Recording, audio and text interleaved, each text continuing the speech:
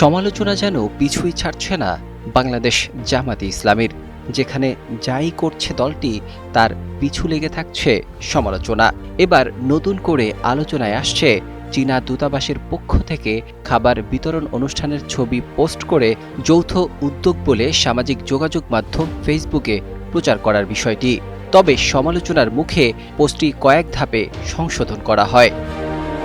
গতকাল বিকেল ৪টায় জামাতে ইসলামীর ভেরিফাইড ফেসবুক পেজের পোস্টে লেখা হয়, মিরপুর ১০-এ অবস্থিত আদর্শ উচ্চ বিদ্যালয় মাঠে বাংলাদেশ জামাতে ইসলামী ও চীনের যৌথ উদ্যোগে দুস্থদের মাঝে ফুডপ্যাক বিতরণ।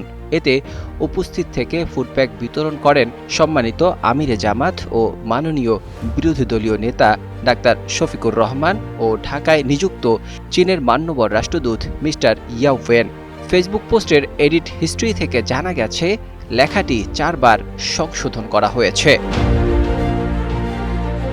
এডিট করার পর সেখানে লেখা হয়েছে, আজ ১৭ই মার্চ মঙ্গলবার সকাল ১১টায় ঢাকাস্থ চায়না এম্বাসির পক্ষ থেকে ঢাকা ১৫ আসনের জনসাধারণের জন্য ফুড প্যাকেট উপহার প্রদান করা হয়। এ সময় জাতীয় সংসদের মাননীয় বিরোধী দলীয় নেতা ও ঢাকা ১৫ আসনের সংসদ সদস্য ডাক্তার শফিকুর রহমানের উপস্থিতিতে আয়োজিত এই ফুডপ্যাক বিতরণ অনুষ্ঠানে উপস্থিত ছিলেন ঢাকাস্থ চায়না এম্বাসির মান্যবর রাষ্ট্রদূত মিস্টার ইয়াও ওয়েন।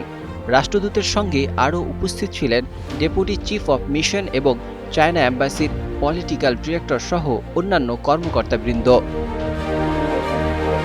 এবার নগদে পাচ্ছেন হেলিকপ্টার অফার, তাই কেনাকাটার পেমেন্ট নগদে করুন আর বুঝে নিন ২০০০ টাকারও বেশি ক্যাশব্যাক সহ হেলিকপ্টার রাইড। পেমেন্ট শুরু করুন আজই। এদিকে বাংলাদেশে নিযুক্ত চায়না দূতাবাসের ভেরিফাইড ফেসবুক পেজেও খাদ্য বিতরণ অনুষ্ঠানের ছবি সহ পোস্ট করা হয়েছে।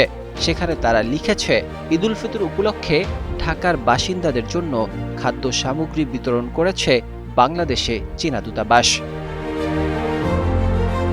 জামাত আমিরের অনুষ্ঠানে উপস্থিতি বিষয়ে পোস্টে উল্লেখ করা হয়, জামাতে ইসলামীর আমির ডাক্তার শফিকুর রহমান এই উদার সহায়তার জন্য কৃতজ্ঞতা প্রকাশ করেন। তিনি বলেন, এই খাদ্য সামগ্রী চীনের পক্ষ থেকে বাংলাদেশের জনগণের প্রতি আন্তরিক বন্ধুত্বের প্রতিফলন।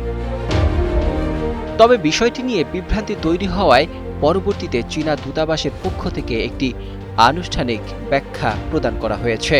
চীনা দূতাবাস জানায়, সামাজিক যোগাযোগ মাধ্যমে এই অনুষ্ঠান বিষয়ে প্রকাশিত কিছু তথ্য বাস্তবের সঙ্গে সামঞ্জস্যপূর্ণ নয়। দূতাবাস আরও স্পষ্ট করে বলেছে যে তারা বাংলাদেশের প্রতি চীনের বন্ধুত্বপূর্ণ নীতির বিষয়ে প্রতিশ্রুতিবদ্ধ। বাংলাদেশে নির্বাচিত সরকারের সুশাসনের প্রতি সমর্থন পুনর্ব্যক্ত করে তারা জানায়, দুই দেশের জনগণের কল্যাণে বাংলাদেশ সরকারের সঙ্গে একযোগে কাজ করে যাবে চীন। নাজমুল হক রাইয়ান, ২১শে টেলিভিশন।